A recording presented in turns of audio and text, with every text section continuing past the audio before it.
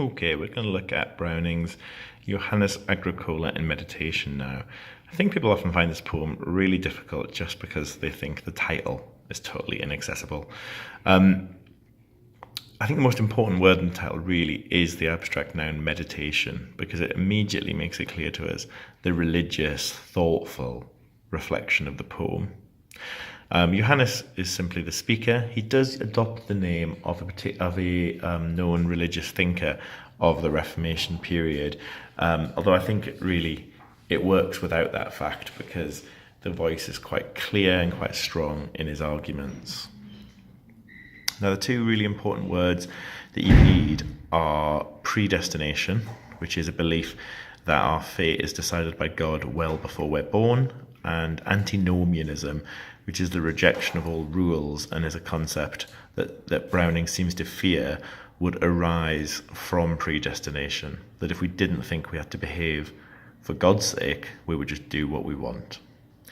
And the other bit of interesting context to this poem, I think, is the original publication of it paired with Porphyria's Lover under the shared title Madhouse Cells, which it does give a very particular idea about place, an idea about kind of linking these two speakers, perhaps even as the same individual, or suggesting that there may be some awful murder or crime that has led Johannes to be locked away. It's unclear whether or not there is a listener or whether Johannes would really be interested in telling this to anyone, because it does have a very kind of intimate, confessional tone. And we begin with the deixis of there's heaven above and night by night, as if he is pointing us up through the ceiling to look at the stars. And heaven, as a religious concept, is often associated with that image and that kind of natural imagery. And also pointing towards God. And I think the ideas about religion start to become very clear in this triplet of lines. For I intend to get to God, for 'tis to God I speed so fast, for in God's breast my own abode. God is home to him, but also there is a sense of kind of desperation in the close repetition of that proper noun. There is a sort of confidence implied by the syntactic or anaphoric repetition of for.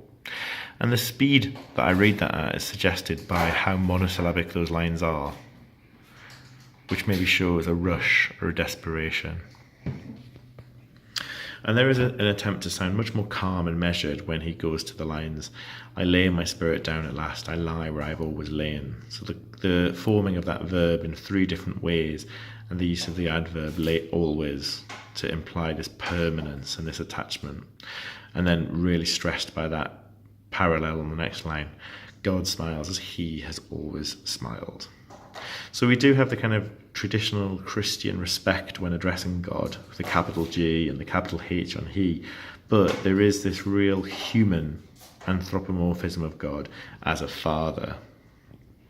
God thought on me, his child. Now, it's not unusual in Christianity to talk about God in that way, or to talk about people as the children of God, but it becomes more personal and intimate in Johannes's language. Above that, with the ear, suns and moons, ear being our old-fashioned language for before, he is essentially saying he's more important than suns, moons, thunder, heaven. You know, he, as God's child, as a chosen one, according to predestination, is more important than all those heavenly bodies. Which is, again, kind of reiterated, thus, ere he fashioned star or sun. He's decided Johannes' fate. Then we move to a really important extended simile or metaphor, depending which line you look at, that he uses to make this argument. Having thus created, thus rooted me, he bade me grow. So the verb rooted is used to suggest the metaphor of Johannes as a plant, which is then developed by the verb grow, but made more explicit by the simile here. Guiltless forever like a tree. So the image suggests the kind of lack of responsibility that someone might have following these beliefs. Johannes is innocent and will always be innocent because it was God that made him.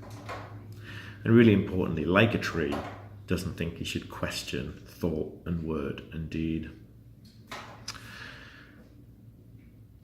And that really keeps going. The image runs of so many lines. Yes, yes, a tree which must ascend. So they're repeating, perhaps almost accidental sounding repetition of yes at the beginning shows how sure he is of this image, or how desperate he is to believe it. It becomes much more dark and threatening when it switches to more legal lexis. I have God's warrant, could I blend all hideous sins? And really projects this idea of poison and venom, that actually to Johannes, sin isn't a poison or a venom, but it would become something good as soon as he has it.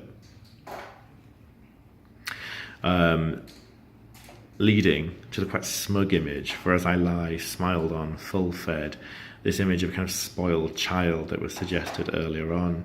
And then a very patronising view. I gaze below on hell's fierce bed. So the proxemics of that preposition suggesting that Johannes is superior and that he's looking down very cruelly on those who predestination has doomed, swarming in ghastly wretchedness. And just to stress that, he then goes on to this list that makes up one of the kind of final images of the poem. From priest, doctor, hermit, monk grown white with prayer, the broken-hearted nun, the martyr, the one acolyte, the incense-swinging child. This list of all these people trying to be good, who are sort of damned by their good intentions, and essentially just all very religious noun choices. You could see it as having a sort of incrementum, because children are often seen as a particular image of innocence and purity, and the idea of them swinging incense in a Catholic church makes them even more pure. But anyway, this list builds up to that caesura late in the line, and then the post modifier undone. Or I suppose in that sentence it would be verb, undone before God fashioned star or sun. So no matter how hard you try to be good, you would be ruined. And it returns to the kind of arrogance of his place with God. How could I praise if such as I might understand? And you could see, there's lots of religious arguments to this poem. Browning is perhaps criticising all Christianity rather than just predestination as a Calvinist Protestant idea. There are some suggestions of criticising Catholicism, perhaps in the incense, and in the idea of paying a price, Catholicism being a fairly transactional religion in certain ways. Or Browning may just be particularly criticising this one idea that he fears has these very negative consequences. But I think however we interpret that religiously, we are meant to mock and reject the speaker. He wants Johannes to appear arrogant, deluded, a little bit like the Duke of Ferrara or the lover in the Porphyria poem.